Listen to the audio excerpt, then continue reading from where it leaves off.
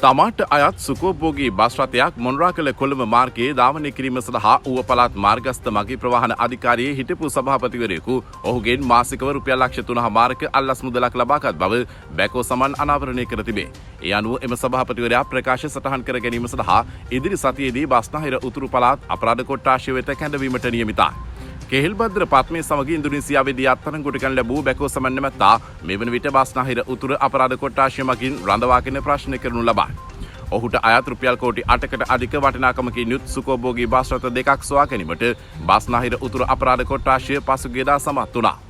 ඔහු හෙළිකර ඇත්තේ මෙම බස් රථ දෙකෙන් එකක් කොළඹ මොනරාකල මාර්ගයේ ධාවනය සඳහා බලපත්‍රයක් සකස් කර ගැනීම වෙනුවෙන් ඌව පළාත් මාර්ගස්ථ මගී ප්‍රවාහන අධිකාරියේ හිටපු සභාපතිවරයෙක් තමාගෙන් රුපියල් ලක්ෂ 3.5 බැගින් අල්ලස් මුදලක් මාසිකව ලබාගත් බවයි.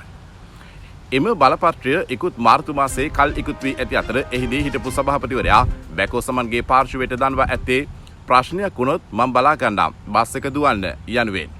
බැකෝ සමන් අත්අඩංගුවට පත්වීමෙන් පසු ඔහුගේ මාසිනා මෙම මුදල් ගනුදෙනු සියල්ල සිදු කර ඇති අතර ඒ අනුව පසුගිය මාසයේදීද හිටපු සභාපතිවරයාගේ ගිණුමට එම මුදල බැර කර ඇති බව සඳහන් වේ.